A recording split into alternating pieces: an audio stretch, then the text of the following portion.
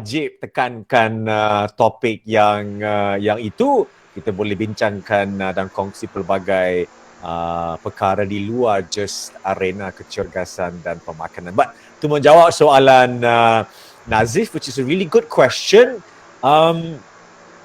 pernah dengar badan yang atau minda yang cerdas perlukan badan yang cergas, ataupun mungkin badan yang cergas perlukan minda yang cerdas?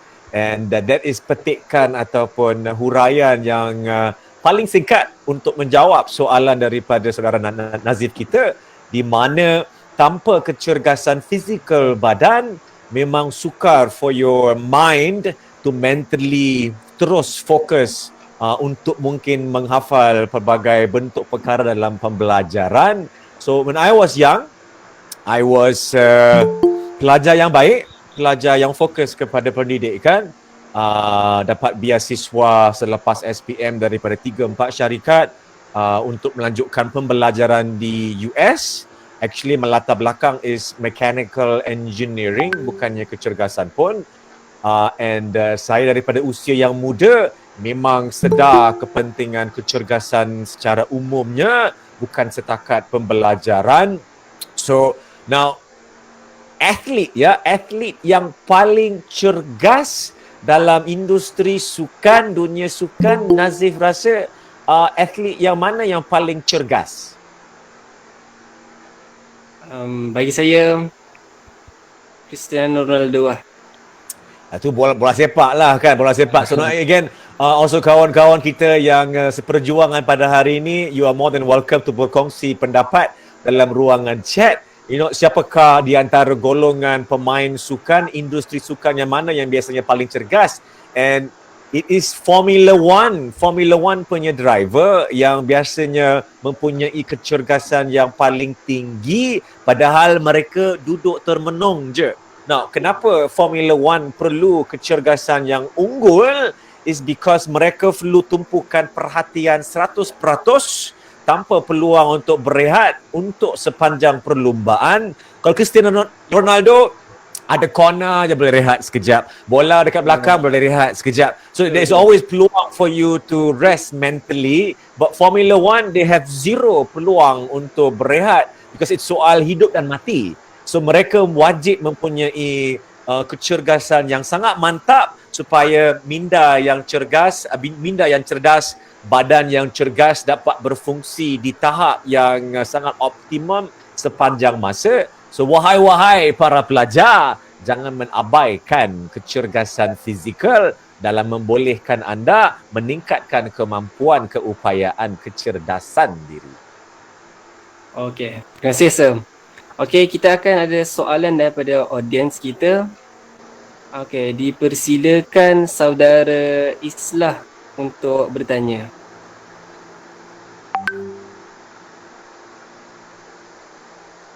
Assalamualaikum and good evening, sir. Morning bang. Waalaikumsalam. Kau kat mana? Kat dalam bilik tu, kat rumah je. Ingat dekat Europe ke tengah malam kat sana? Mana tahu. Jadi tu saya nak tanya Sir punya opinion lah kan. Macam yang kita tahu baru-baru ni, kes pelajar yang stres and mengalami pendarahan di kepala disebabkan mereka terlalu stres mengejar due date and sebagainya. Jadi apa pandangan Sir? Apa yang pensyarah and student sendiri boleh buat supaya diorang dapat mengelakkan stres yang melampau ni? Baik. Okay. Yeah, it's a very very good question, Isla. And stres kehidupan adalah sesuatu yang melanda everyone, ya, tak kira you pelajar, untuk Puan Siti Hajar, untuk Ustaz, untuk diri saya, Cristiano Ronaldo sekalipun, kalah Euro dan sebagainya, semua orang ada stres yang tersendiri. And kehidupan tanpa stres adalah kehidupan yang membosankan. Cuba you bayangkan, ya, dunia yang sempurna, semuanya indah, semuanya bagus, semuanya cantik, boring kalau semua tu mudah diperolehi. So perkara yang susah, ya, we appreciate perkara yang diperolehi daripada perjuangan kehidupan, and kehidupan ini adalah perjuangan, and it is tanggungjawab diri untuk menyimbangi stres kehidupan dengan penyelesaian termasuk kegembiraan supaya stres kehidupan tidak membinasakan diri. So this is the same thing juga dengan pembelajaran.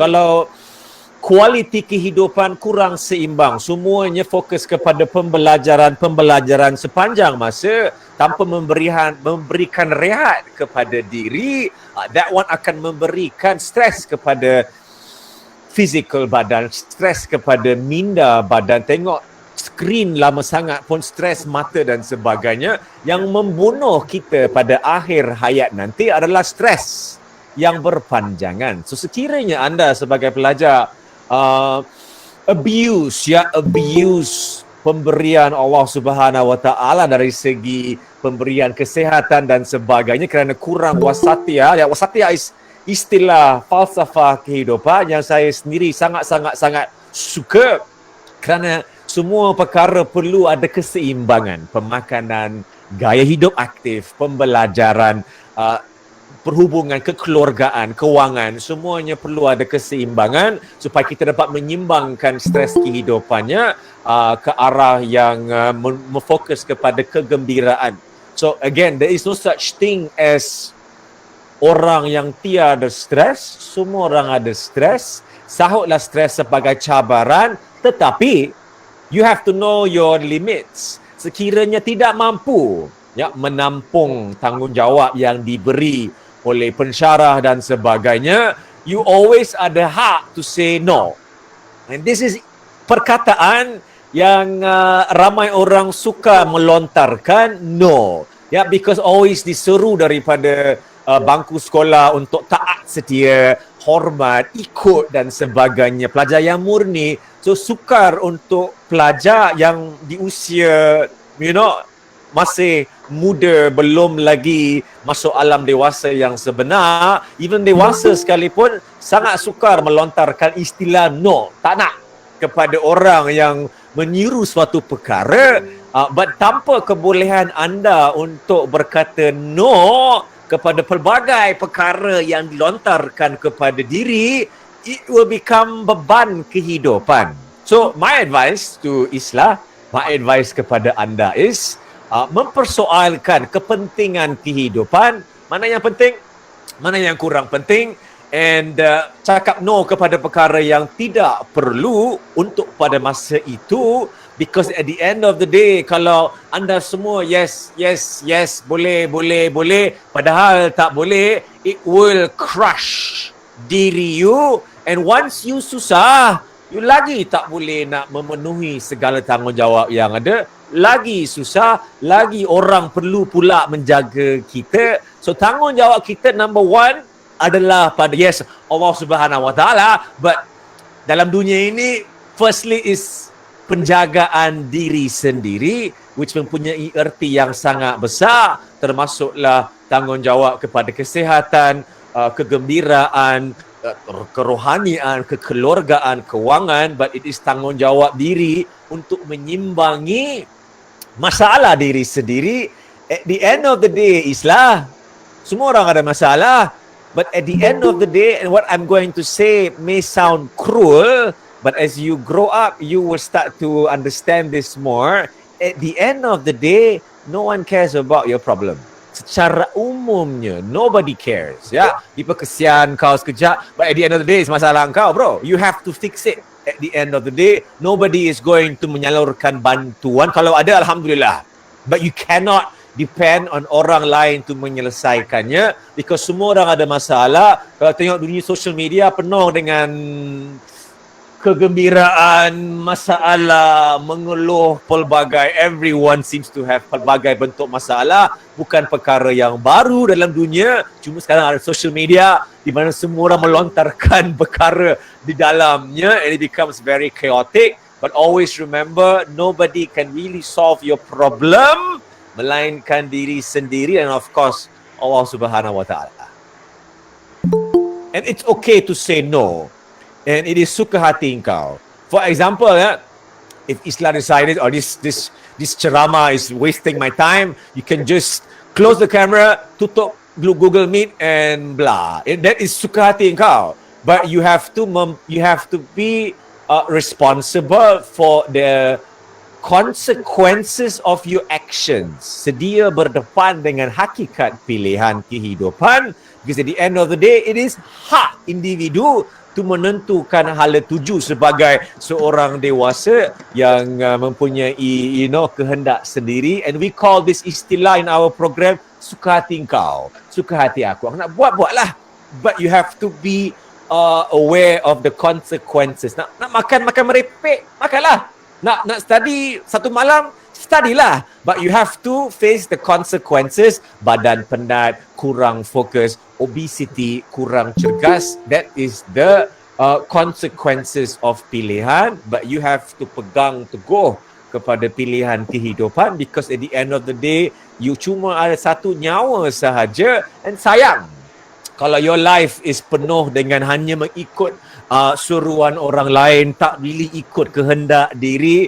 And it's not easy, I know, di usia yang masih muda tu mencari kehendak diri, and it will take time, it will take years for you to memberanikan diri, to mengeluarkan diri daripada zone comfort, berdiri di atas kaki diri you sendiri dan bertanggungjawab ke atas kehidupan sendiri. But it is satu adventure kehidupan that you must lalui. Kalau semuanya senang, susah nak memperolehi pembaharuan.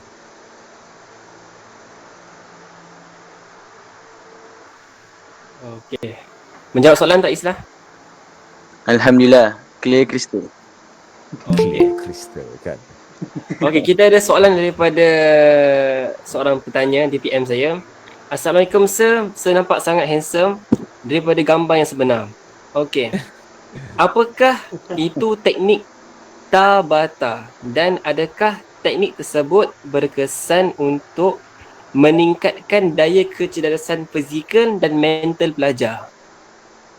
Now, Tabata is sejenis senaman, seolah-olah macam circuit training, seolah-olah macam kitar senaman, lebih kurang sama juga dengan CrossFit sikit, lebih kurang sama dengan high intensity interval training. Tabata melibatkan gabungan senaman, upper body, lower body, core, cardiovascular dalam bentuk again kitar senaman dalam jangka masa yang bukanlah pendek, but katakanlah 2, 3, 40 minit. Kepelbagaian senaman akan memberikan impak pemangkin rangsangan yang pelbagai. Kalau asyik buat senaman yang sama sahaja, dan rangsangan is always rangsangan yang itu, lama kelamaan badan dah biasa dengan that exercise, kurang memberi penggalak untuk perubahan, peningkatan kecergasan dan kekuatan diri. So Tabata is contoh yang bagus untuk mempelbagaikan bentuk senaman dalam ruangan yang sangat terhad, tidak perlukan peralatan sekalipun. So dalam PKP, dalam ruangan kamar ke bilik ke, again tidak perlukan ruang yang besar, and boleh diamalkan untuk diri sendiri. Yeah, it's good. It's good.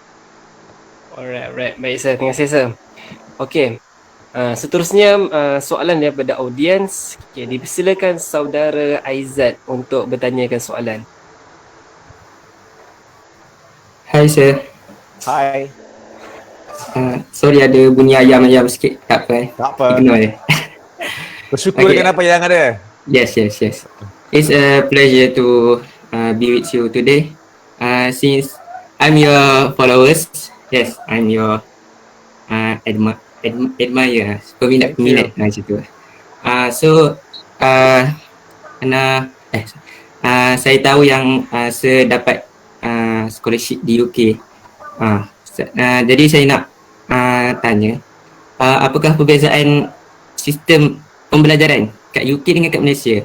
Yang mana apa yang boleh kita contohi UK dalam bidang pembelajaran? Okay. Macam tu, sir. Okay. Thank you Aizad Yes. for your question. Saya suka sebenarnya soalan yang bukan dalam bidang kecergasan pun.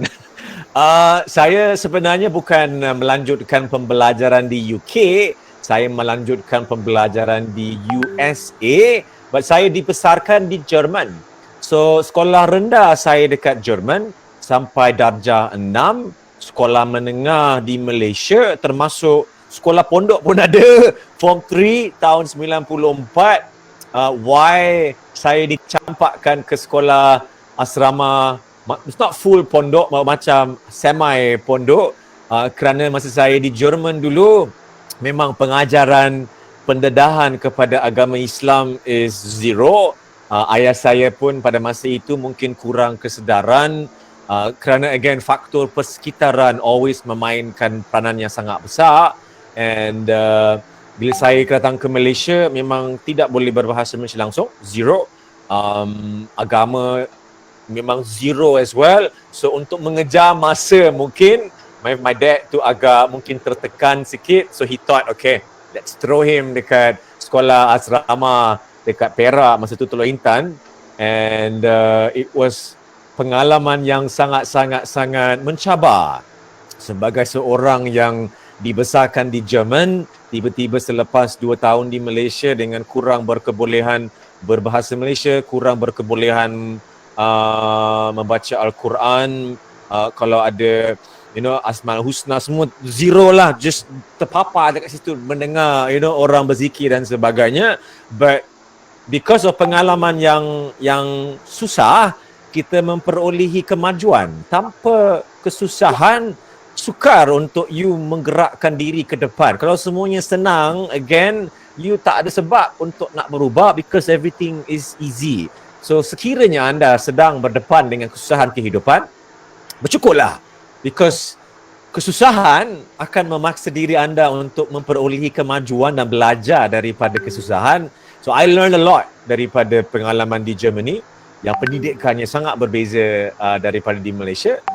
Saya belajar banyak daripada proses pembelajaran di Malaysia yang sangat berbeza juga, dan banyak belajar daripada sistem pendidikan di US juga. Nah, just to memberikan you gambaran pendidikan di Jerman secara umumnya, there is no ujian pemeriksaan separuh tahun, there is no ujian pemeriksaan hujung tahun, there is no SPM, there is SPM, but there is no PMR, there is no UPSR. It's only satu ujian yang agak terurus, which is sebelum nak masuk ke university.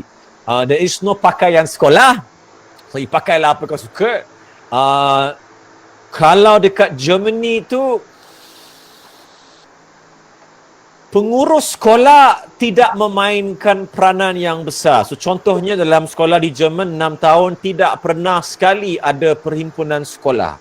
Not once. Tak pernah jumpa dengan pengetua sekolah, tak tahu pun dia siapa. Kita cuma berdepan dengan kelas kita sahaja. And beza budaya di Jerman dengan Malaysia is, katakanlah saya pelajar 4A di Jerman ya. Ada 4A, 4B, 4C, 4D dan 4E. Kalau saya pelajar 4A, sangat rapat dengan pelajar 4A.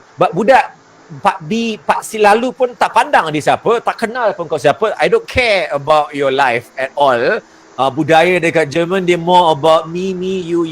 Dia tak berapa ada ukhuwah silaturahim yang rapat. Berbeza dengan di Malaysia, datang ke Malaysia, katakanlah you kelas 4A, bukan setakat 4A, C, D, E, F, G kau kenal, yang 5A, 3C, 6A, semua memang agak huru hara, which creates stress, but dia agak meriah dari segi itu.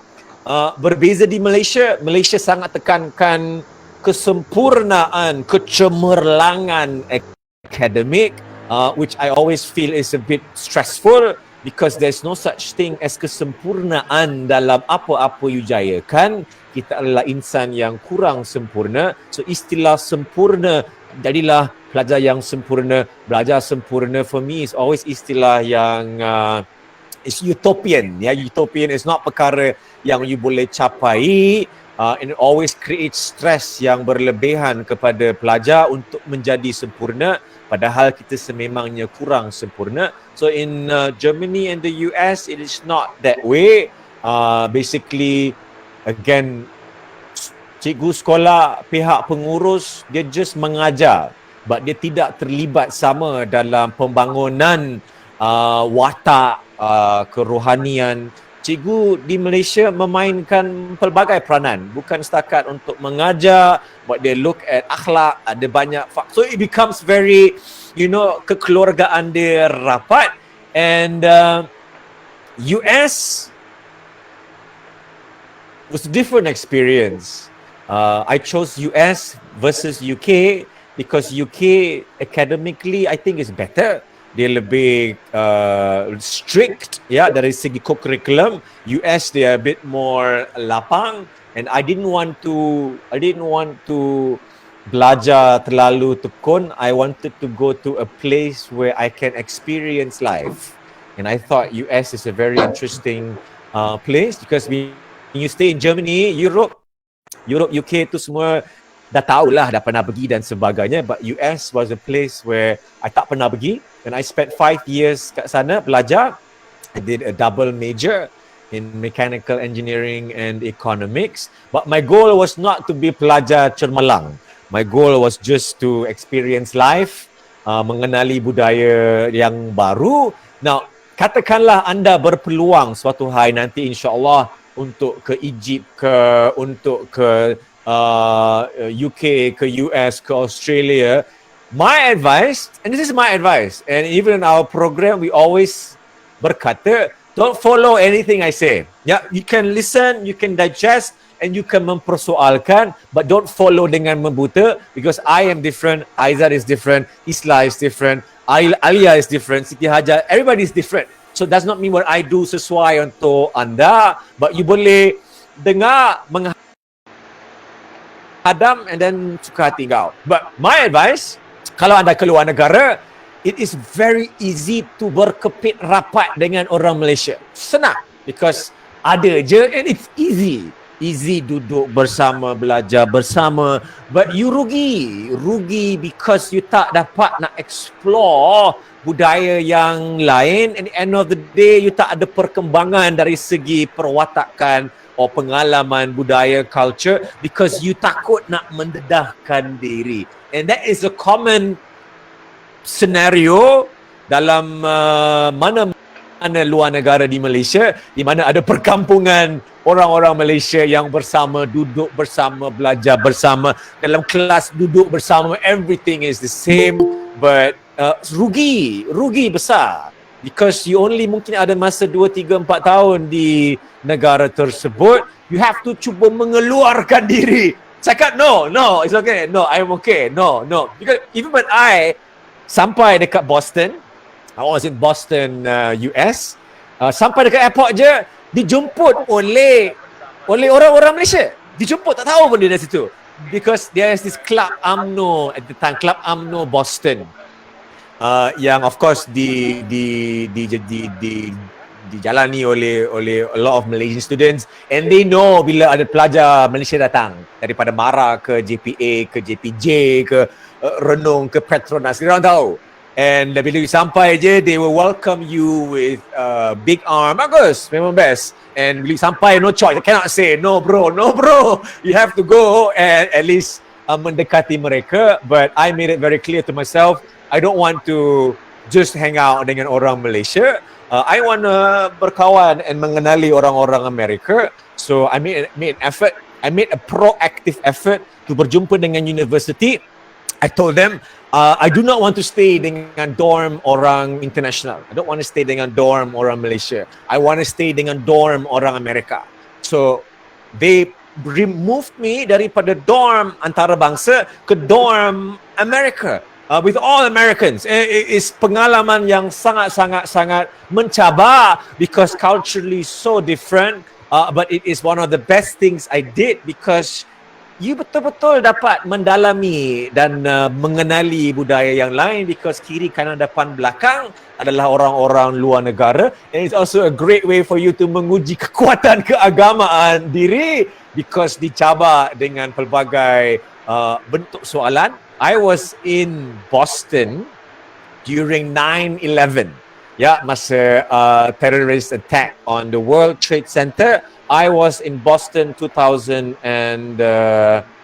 I was a student still, and it was a very, very interesting time, because you are berdepan dengan Islamofobia, you berdepan dengan pelbagai bentuk soalan tentang Islam dan sebagainya, syait and all, but it gives you peluang untuk berkongsi ilmu bahawasanya that is not agama Islam, but that is all they see. You cannot blame them for the ignorance because that is all they know, because itu sahaja yang mereka nampak. And contohnya, they will see flag Amerika Syarikat dibakar di Jakarta atau di Kuala Lumpur. Kalau media ambil gambar seolah-olah seluruh negara sedang memberontak melawan US, padahal it's just kumpulan 10 orang je. So it gives you peluang sebagai wakil agama di negara yang bukan beragama Islam to represent agama, budaya dan negara dari segi sudut pandangan yang berbeza untuk again share knowledge, but you cannot do so kalau you asyik bersama dengan kumpulan pelajar yang sama. So my advice, again, ini mungkin luar topik sikit daripada Aizat, cubalah cari peluang untuk keluar negara walaupun seorang diri. You will be okay, you will survive, and it will become pengalaman kehidupan yang tak akan anda lupakan. Okey, baik. Jawapan tu sir memang terbaik. Okey. Jadi soalan seterusnya daripada saudara Halim. DPM saya. Apa khabar sir? Saya harap sir dan keluarga sihat dan selamat. Okey. Jadi soalannya adalah sejauhkah faktor pemakanan yang sihat boleh memberi kesan yang baik terhadap kecerdasan otak dan fikiran manusia? So apa namanya, Nazif? Halim. Okay, Halim, thank you for your question. Pemakanan, you kena bayangkan macam pengisian minyak kereta kau. Ya, so when you isi minyak ke kereta tu boleh menggunakan tenaga yang dibekalkan untuk menjalankan segala fungsi aktiviti kenderaan tersebut, termasuklah enjin, ada IQ ke AI ke radio, aircon dan sebagainya. Apabila pengisian minyak dihentikan atau dikurangkan, termasuk Ramadan, sama ada anda suka ke tak suka ke, Ramadan dijadikan untuk membolehkan anda berehat seketika. Ya, mungkin daripada kegilaan kehidupan, termasuk pemakanan dan sebagainya.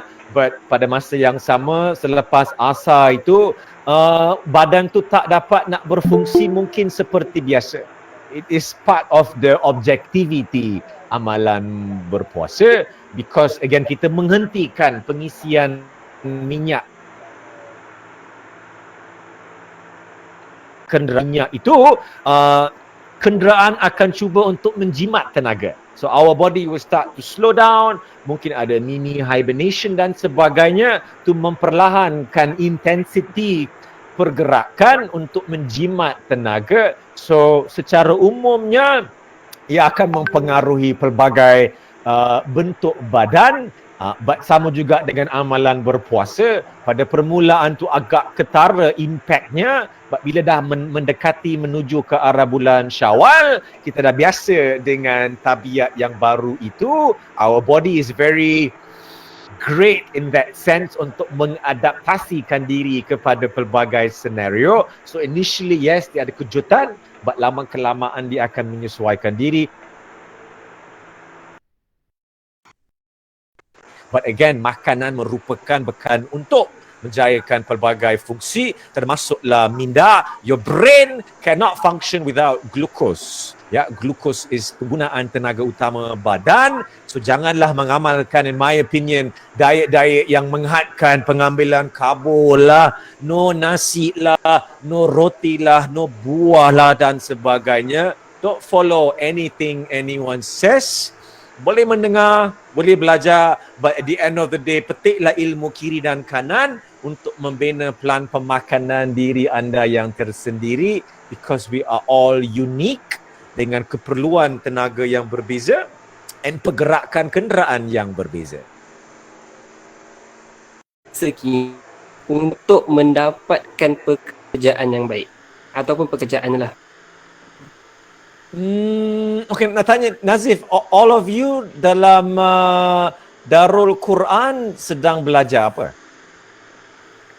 Kami ada belajar syariah, muamalat,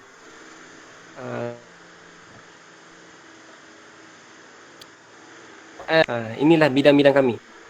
So nanti bila selepas melalui proses pembelajaran, apakah jenis pekerjaan yang disasarkan? Kalau macam saya sendirilah, saya ingin menjadi pensyarah. Tapi ikut kepada saya punya apa, sebab saya ambil pengkhususan syariah. Jadi itulah target saya untuk jadi pensyarah. Okay. So my advice kepada apa nama our saudari Fatimah. apa? Fatimah. So untuk Fatimah, untuk mendapatkan apa-apa dalam kehidupan, termasuklah pekerjaan, Fatimah perlu tepuk dada dan bertanya apakah kelebihan yang ada pada Fatimah dan apakah kekurangan yang ada. Because semua orang ada kelebihan, semua orang ada kekurangan. Bila kita berdepan dengan orang yang duga interview kita nanti, beliau akan cuba melihat what is our kelebihan dan akan cuba melihat what is kekurangan yang ada padanya, because dia kena again membandingkannya mungkin dengan 4, 5, 6 orang. It's the same thing dengan you nak beli handphone. Ya, you akan bandingkan harga, bandingkan ciri-ciri, bandingkan kamera, bandingkan pelbagai perkara dan sebagainya untuk mempertimbangkan pembelian. So, whether you like it or not, you have to know how to menjual diri.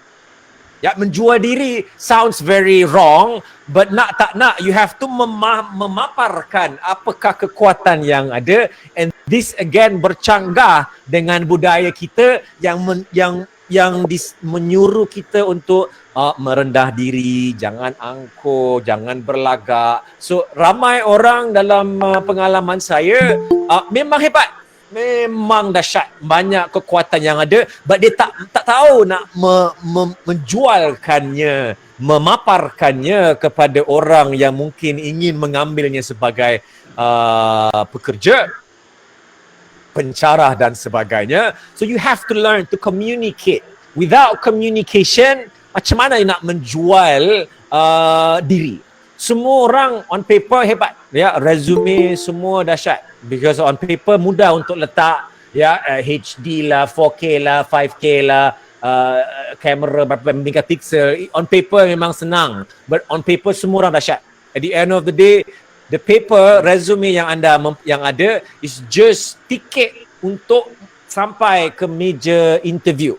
And I have interviewed many people in my life, and even untuk memperolehi beasiswa sekalipun, it is an interview yang kita perlu lalui bersama dengan wakil-wakil daripada pihak penaja dan sebagainya.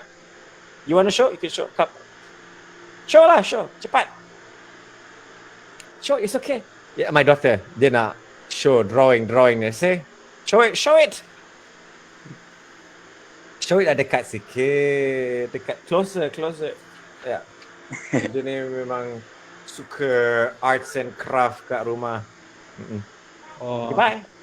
Hebat. So So, nice. apa namanya?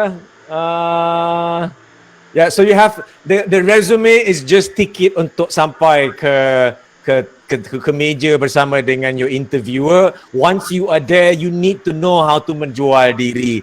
What is your kekuatan? Orang tanya you, okay, Fatimah, kenapa kita perlu ambil awak sebagai pensyarah berbanding dengan Nazif? Ya, nak tak nak kau dengan Nazif bermusuhan untuk merebut pekerjaan yang sama. Without you knowing what is your kelebihan berbanding dengan Nazif ke Islah ke apa ke, why would they want to hire you if you sendiri pun tak sure kenapa you perlu di hire. So you have to know what is your kekuatan, memahirkan diri untuk menjualnya kepada the interviewer supaya again taklah bunyi macam kau ni hebat belaka pula, but again menunjukkan keyakinan, menunjukkan kebolehan, menunjukkan kepercayaan kepada diri, because sukar untuk hire seseorang, sukar untuk memberi kepercayaan kepada seseorang yang tidak percaya kepada dirinya sendiri. So you have to believe dengan kekuatan yang ada, and nak tak nak you kena menyembunyikan kelemahan diri sikit. Ya, because walaupun you tak nak menunjukkan yang kau ni bagus sangat, but you nak at least be aware of your kelemahan and cuba menyembunyikannya, bukan kerana again kita sempurna, but untuk again fokus kepada kelebihan yang ada, and not soal fokus kepada kelemahan. If your kelemahan is berbahasa Inggeris, contohnya lah, then you have to work on it daripada sekarang untuk mengasah kelemahan yang ada. So even I have kekuatan, I have kelemahan, I use my kelebihan yang ada untuk melakukan kebaikan, but kelemahan yang ada kita gunakannya untuk sentiasa membaiki diri supaya there is always kemajuan yang ada. Again, kalau kita semuanya sempurna, bosan. Ya. Okey, baik sir. Terima kasih. Okey. Jadi seterusnya soalan juga daripada PM, daripada nama ni tak ada, tak apa. Okey, dia nak tanya, apakah tips untuk menjadi pelajar yang cemerlang? Cermelang. Straightforward soalan dia. Okay, I can just share my pengalaman, and I share tips kecermelangan pembelajaran. I have to build rapport dengan anda untuk menunjukkan that I merupakan mungkin pelajar yang cermelang. I have attended 3 sekolah di Malaysia, Form 1, Form 2 KL, Form 3 yang sekolah Pondok Asrama dekat Teluk Intan, Form 4, Form 5 di MRSM Pangkalan Cepat. I was pelajar terbaik seluruh kelas, seluruh tingkatan, not just class. I was number 1 student in all 3 schools. And I tak pernah belajar malam, never in my life, not once. I always tidur sebelum pukul 10 malam. If you are in my asrama, in MRSM ke Teluk Intan ke apa, they know, Kevin, his room, kamar, pukul 10, lights must be off. If you nak buat kerja, you pergi kamar yang lain. So I was very consistent dengan my disiplin diri, and this comes a bit from my German side. My mom is German, so in terms of disiplin diri, I am very strong. My routine harian is very tersusun. It sounds very boring, tapi I like structure in my life. So my routine harian is very organized. So I tidak pernah belajar waktu malam. I mahir untuk say no kepada perkara yang are going to disrupt my schedule. I am very good dari segi mengatur masa untuk make sure saya dapat fokus syllabus yang diberikan. So if I know SPM bulan 10 ke bulan 11, I have 6 months, so I will start planning from now. Okay, I need to do chapter A, B, C, D, E, F, G dan sebagainya supaya I tidak perlu mengejar masa. Once you nak mengejar masa, stress. Then bila you stress, tak boleh fokus. Bila you stress, tak boleh fokus, tidur pun susah. Your entire keseimbangan badan will start to, goyang-goyang. So you have to mahir mengawal masa, but to mengawal masa, you have to learn to say no kepada perkara-perkara yang tidak perlu. Sukan for me very important. I always bersukan dengan kawan-kawan main bola ke, main pingpong ke, badminton ke. So because once you mahir menyimbangkan masa, you can always masukkan sukan dan sebagainya, kerana again you follow a schedule yang agak bagus. Dari segi pembelajaran, I always make sure I am ahead of the cikgu.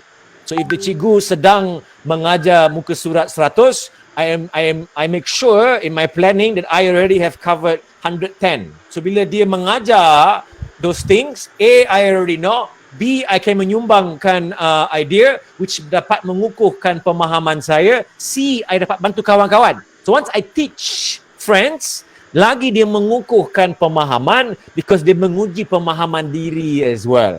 So there's a lot of benefits that you can get daripada staying ahead, and it makes you feel good. It makes you feel good because you are in control of time, you are in control of keadaan instead of masa yang mengejar diri anda. So a lot of these things I keep in my life now. So pukul 10 malam selewat-lewatnya already in bed.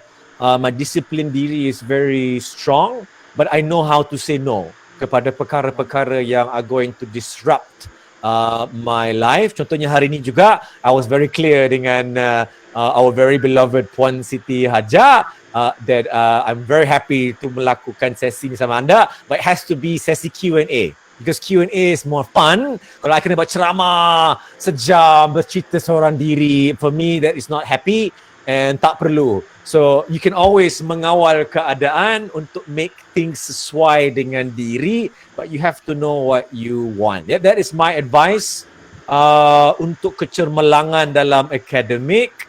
But you need to have sasaran. Why do you want to be cermelang? My matlamat untuk cermelang dalam sekolah menengah di Malaysia, I'm a very competitive person. I like to win, sukan ke dan sebagainya. And my sasaran was to go to overseas untuk melanjutkan pembelajaran dan untuk mendapatkan beasiswa. I perlu berada di sekolah yang bagus, MRSM in that sense, and I tak nak bergantung kepada penentuan ibu bapa untuk membolehkan saya pergi kerana melibatkan kewangan.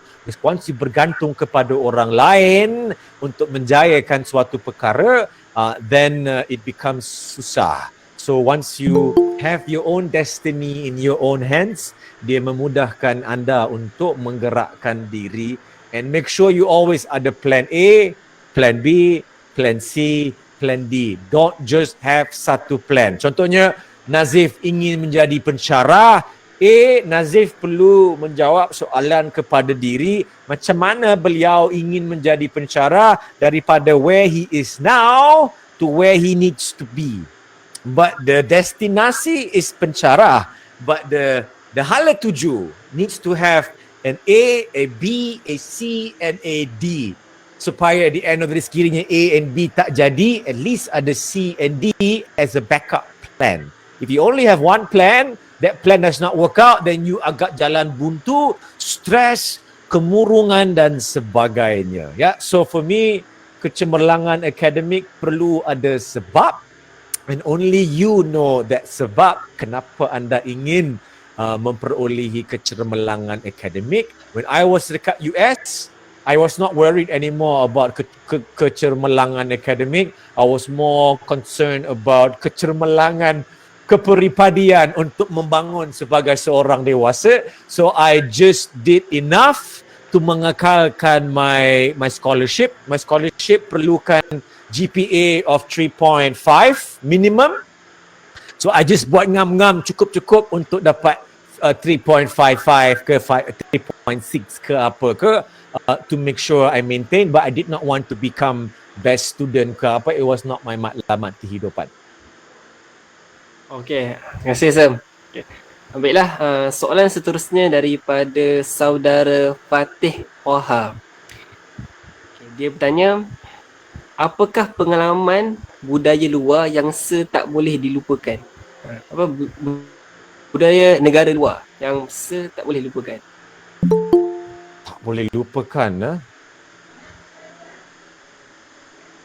susah nak cakap soal ni, because every budaya memang sangat-sangat berbeza. Every culture, Malaysian culture is very warm. Kalau I boleh gambarkannya, sangat warm. Semua orang suka jaga kain orang lain, which is sangat warm. Ada, ukhuwah yang erat, and it is something yang also mewujudkan kehuru-haraan, because semua orang jaga kain orang lain. It becomes very chaotic. Kalau di luar negara, people don't care about orang lain. Ya, you can walk by ke apa, aku, engkau. So as I mentioned, contohnya macam dekat sekolah dekat Jerman tu, we live in a very small world.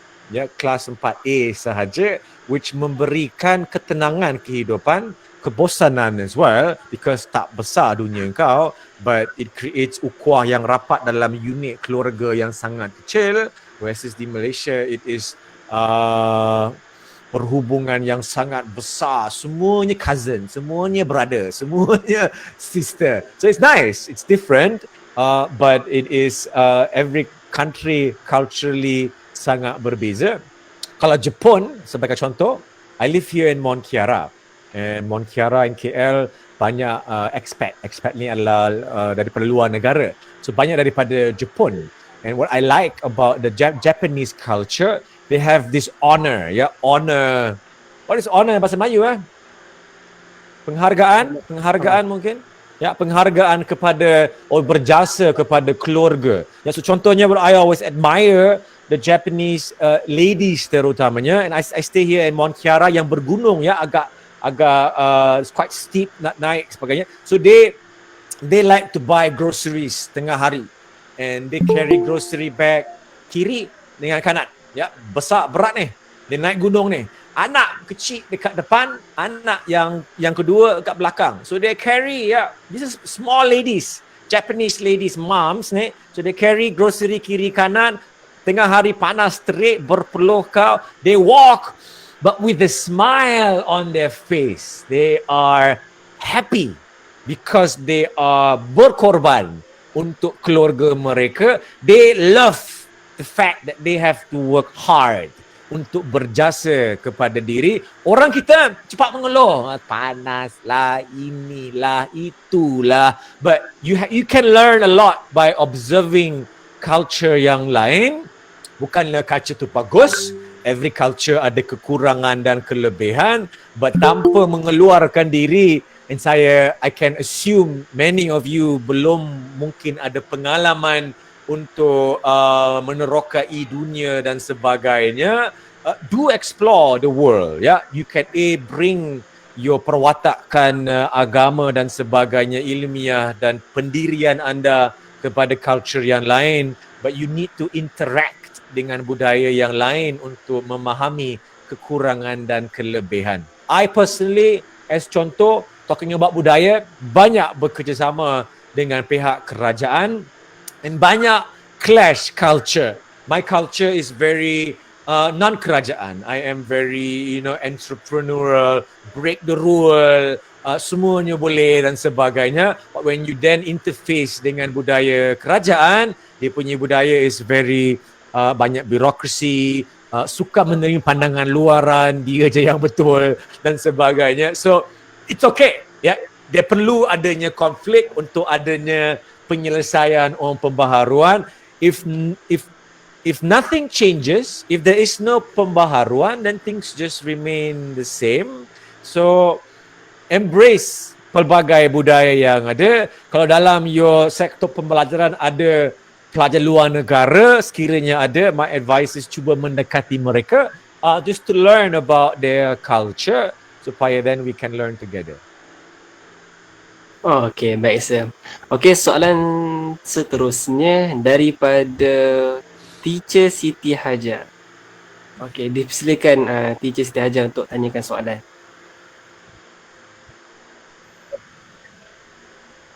Ya, salam.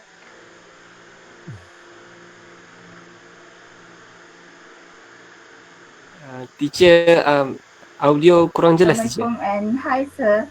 Waalaikumsalam. Okay, is it my line? Ya, Is okay? kurang jelas.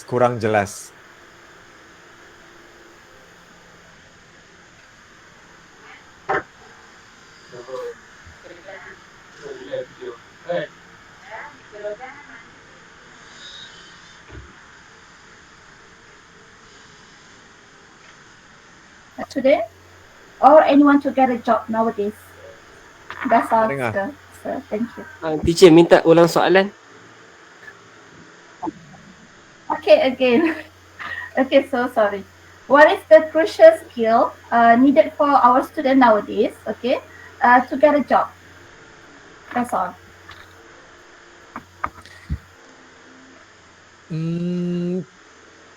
For me, soalan daripada teacher Siti Haja ada persamaan dengan soalan tadi daripada Fatimah mungkin dari segi untuk memperolehi pekerjaan. So for me, the skill yang majority pelajar kurang mempunyai kemahiran is the communication skills, skill komunikasi, skill untuk menjual diri kepada the potential employer. Bahasa Inggeris pun untuk majority pelajar secara umumnya, terutamanya mungkin di luar bandar, is not kekuatan. Berbeza mungkin dengan pelajar di urban areas. So if you mempunyai kekuatan komunikasi yang bagus, ya, keyakinan diri yang bagus, kebolehan untuk mempamerkan keyakinan diri bagus, ilmu tentang syarikat yang ingin anda bekerja bersama, ramai student come to the interview don't know how they are going to menyumbangkan kepada the company. They just come menanti apa yang akan terjadi. But if you have 10 pelajar datang ke tempat interview, 10 pelajar academically semuanya okay, katakanlah 10 communication okay, 10 tahu menjual diri okay, but seorang je yang dah pun research company tu, okay, company ni buat ni, saya rasa saya boleh menyumbangkan kepakaran saya yang ada ke area ini. That shows proactiveness. You have to be proactive to stand out from the crowd, because you have to assume akan ada 101 orang applying for the same job. Sama juga dengan bercinta. Kalau yang lawa akan ada satu orang yang ingin meminati, mengambil hati si gadis itu. You have to know what you can do different daripada yang lain untuk mendapatkan perhatian. So the proactiveness to see how you actually can contribute is faktor yang sangat besar, terutamanya dalam mengejar pekerjaan yang lebih eksklusif. And tak susah. It just needs a bit of planning, a bit of homework, and you have to tempatkan diri di tempat orang yang sedang interview anda and gambarkan, fikirkan what do they want from you. What do they want from you? If you do not know what they want from you, how can you memasarkan apa yang mereka inginkan? So you have to know what you need to offer to them yang menepati their keperluan, and then you can make the thing ngam. And it's okay to ask questions kepada the interviewer. What are the skills that you are looking for? It's okay to ask. Tak semestinya just ikut sahaja, because by asking questions you dapat lebih informasi tentang the job position. Jangan tanya what do you think about me, that shows insecurity pula. So you have to know how to mempermainkan that permainan cinta, because whether you like it or not, it is permainan cinta untuk this interviewer falls in love with you untuk mengeratkan hubungan, because dia nak mengikat rantaian di antara that company and you, which memerlukan kepercayaan. It is a chain of trust, and your job is to make sure untuk memudahkan this rangkaian kepercayaan, and it is practice. You cannot baca buku how to get a good job.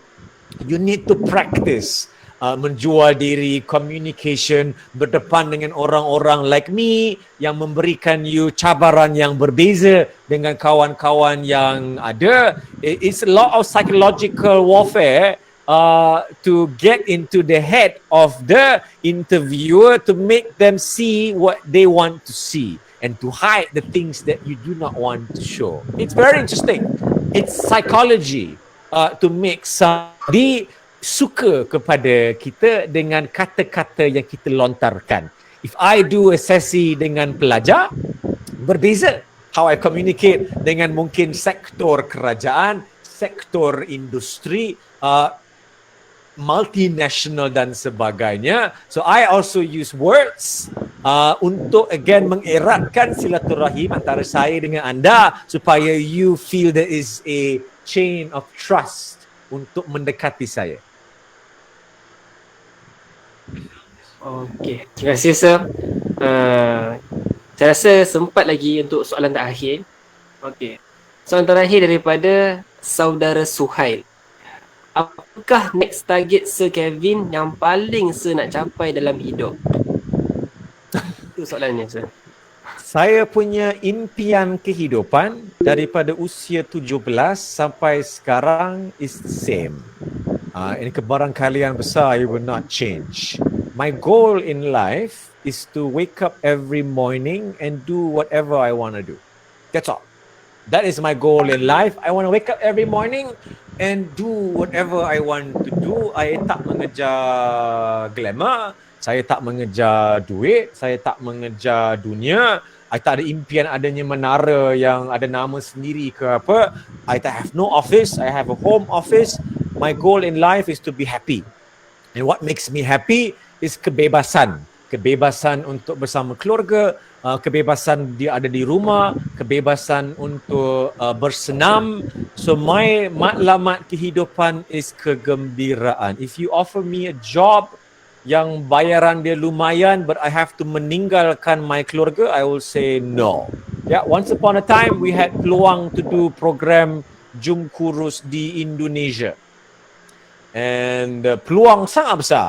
And I did go to Jakarta 2 kali to berjumpa dengan pihak kat sana.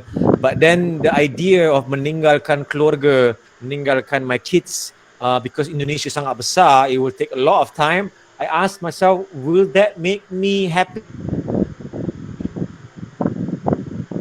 I will actually be more unhappy because masa bersama dengan keluarga, and once you all have children, you will know sangat-sangat berharga dan masa berlalu dengan sangat-sangat pantas. And I said no. Even I have a lot of offers, pelakon lah and all, but it's not something that will make me happy. I have no desire to spend hours dekat set studio ke apa untuk buat rakaman. I am happy really dengan life yang ada, and this is bersyukur dengan apa yang ada. And bersyukur dengan apa yang ada is not soal you kena just serah diri and bersyukur dengan apa yang ada tak that's not what it means. It just means you have to be thankful dengan segala kelebihan yang ada.